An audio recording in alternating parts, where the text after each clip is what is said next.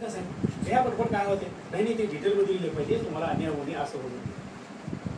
आणि मग त्यांना पुन्हा बाहेर घेतलं सर एवढं तुम्ही प्रमाण बघता किती घेतो का फसवलं तुम्हाला खरं सांगायचं कारण अगोदर काय होतं म्हणजे खरं वागणं मला अगोदर फसतंय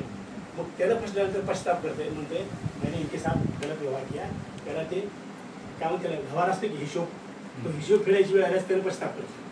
आणि बरेचसे लोक 60, 50, 55च्या नंतर हिशोब फेडतात इथं शेठ नुसतं एक वाक्य आता मी ऐकलं की 11 वर्ष नोकरीसोबत वडिलांसोबत असताना हा सहवास जो असतो वडिलांसोबत नोकरी करायचा आणि वडिलांची जी पुण्याई किंवा आणखी एक गोष्ट असते त्यांचं जे कर्ज असतं संस्काराचं कर्ज असतं सामाजिक असतं ते फेडायला खरंच पुणे लागते आता मला तरी वाटतं की इतकी प्रामाणिक माणसं आपल्या जर सहवास असतील तर त्याच्याबद्दल एक घटना कशी घडली होती घटना अशी घडली होती की खरं तर एखाद्या गुन्हेगाराला पकडल्यानंतर त्याला पार तिथल्या त्या शिधा देईपर्यंत त्याला पोलीस स्टेशनचा शिधा असेल तर आम्ही न्यायालयाचा शिधा असेल तो देईपर्यंत त्याला आपल्या ताब्यात ठेवलं पाहिजे तेव्हा अगोदर तो काय केला मागून सटकला स्टेरिंग घालवणं काहीतरी करणं ते चतुर असतात चोर चतुर असतात चोरामध्ये ती वृत्ती असते की आपण कोणाच्या हाताळामध्ये पण आपला कार्यक्रम मात्र कायम ठेवायचा त्यांची सिस्टम असते मुलगी एक सिस्टम राहते इको सिस्टम हा असेल हा काय आणि मग गंमत काय झाली एवढ्या सगळ्या मोठ्या संकटातून सुद्धा सर बाहेर आले ही खूप मोठी पुण्याची गोष्ट आहे त्याचं एकमेव कारण म्हणजे त्यांनी थोडंसं वडिलापेक्षा थोडं श्रीमंत व्हायला बघितलं होते आणि त्या 11 वर्षाचा कालावधी जे आहे ना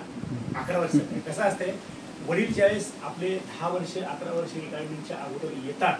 त्यावेळेला खरंच डोक्याला ताण असतो आर्थिक ताण असतो संस्काराचा ताण असतो आपले लेकरं लग्न होतील का नोकरी लागेल का आपल्याला कोणी मागणी करेल का आपल्या घरात सुसंस्कार मुलगी येईल का किंवा आपली मुलगी घरात राहील का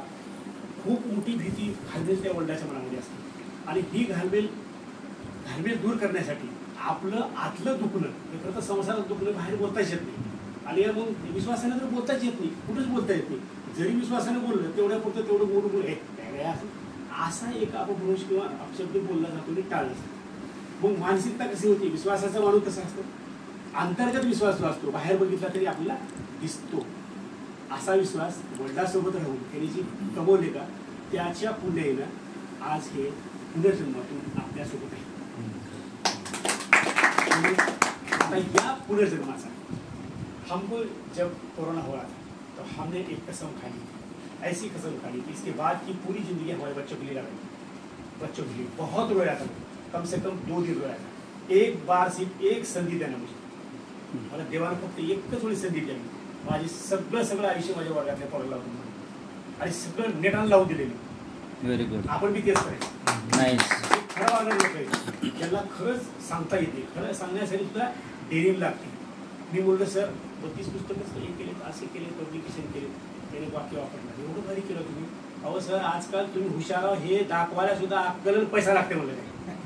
मग खरं सुद्धा सांगायला काय लागते म्हणतं का थोडी डेअरिंग लागते आणि थोडी चतुराई लागते अशा लोकांना आपण थोडं सहकार्य करावं हे आयुष्य तुमचं पुढील काळामध्ये अशाच लोकांसोबत राहावं की ज्यामुळे जे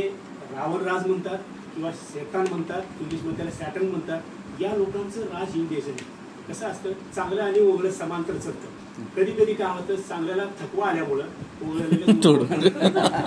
आपोआपच कळतं असं वाटतं की घर सगळं खूप आनंदात आहे आणि त्याच टायमाला त्याला आपण काय म्हणतो त्याला म्हणतो की दैवी घात म्हणतो मग दैवी घाताला काय करू शकतो मानसिकता खराब करू वगैरे वगैरे यासाठी सकारात्मक चर्चा करणारे सकारात्मक